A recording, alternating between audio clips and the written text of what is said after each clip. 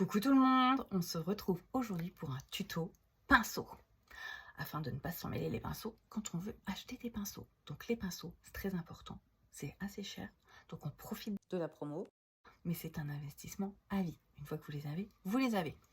Donc avec la promo, c'est encore mieux. Donc je vais vous les mettre là, ceux que je n'ai pas. On commence par les deux pinceaux poudre. Donc un plus petit, plus compact, qui va venir beaucoup plus mettre de la matière, l'autre plus flouteur, le gros pinceau boule pour vraiment la poudre libre. D'accord? Ensuite, si on est une pro du contouring, on a celui-là. Voilà, le mot est dedans, contouring, celui-là. Ensuite, on a le pinceau blush biseauté. Alors lui, il est pro du blush. Il va vraiment, vu qu'il est biseauté, vous aider à mettre sur les parties saillantes. On a le TOC, le pinceau éventail, qui va venir vous aider à travailler, que ce soit en crème ou en poudre, tout ce qui est illuminateur, d'accord, qu'on met vraiment avec une toute petite surface. Ensuite, on a le pinceau fond de teint liquide. Alors lui, il est bien, mais il est que pour le fond de teint liquide. Il a un petit trou à l'intérieur, je vous mets là, et il ne sert qu'à faire le fond de teint liquide.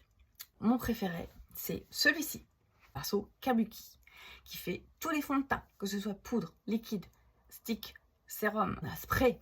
Il est parfait pour tous. Donc, s'il y en a un à retenir, c'est le pinceau Kabuki. Le pinceau double embout, lui, c'est le plus cher de la boutique. Donc, il faut profiter, si vous le voulez, de la promo. Moi, je m'en sers comme poudre pour mettre la poudre et pour étaler mon correcteur. Voilà, ou même les ombres à paupières de temps en temps et les petits boutons. Il est très bien aussi. Et le pinceau sculptant. Donc lui, je m'en sers moi, c'est celui que je me sers pour me faire mon contouring. Voilà, et pour mettre mon blush. Deux en un. Je trouve que ces trois-là, pour le teint, c'est parfait. On va passer au pinceau pour les yeux.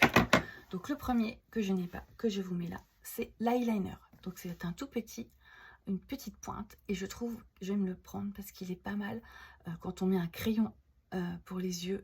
Nous, ils sont assez gras chez Unique. Et du coup, on peut le travailler pour faire un smoky ou pour faire un eyeliner sans prendre l'eyeliner. On a le pinceau, je vous le mets là aussi, ombre à paupières crème. Pour, par exemple, si vous avez cette palette, ces ombres à paupières là, qui sont travaillables avec un pinceau comme ça, de fou. Ensuite, on peut choisir, alors il y a le pinceau luxe, tout court, je vous mets là, qui vient pour aider à déposer les ombres et bien venir les travailler. Ok, celui-là, il me le manque, il me le faut.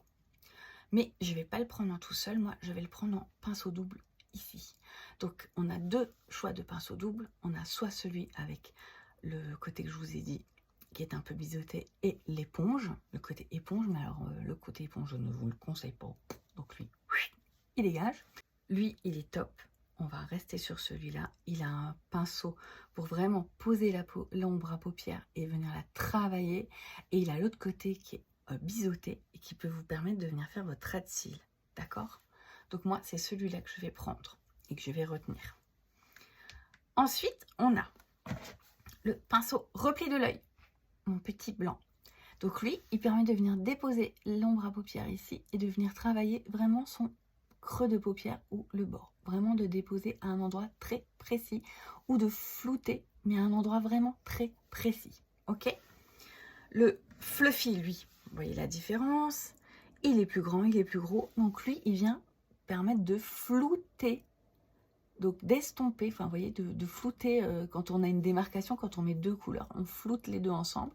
Et celui-là, c'est plutôt pour les surfaces moyennes. Si on veut travailler plus grand ou encore plus estompé, on a le pinceau estompeur, qui lui, vous voyez la différence des trois, toc, toc, toc. Donc lui, il vient vraiment estomper de fou et sur toute la paupière.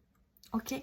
Et on a c'est le artiste sourcil. Alors, on peut s'en servir, vous voyez, vu qu'il a le côté biseauté, pour venir faire ses sourcils quand on prend de la poudre, avec la poudre à sourcils. Moi, je m'en sers aussi pour mes traits d'eyeliner.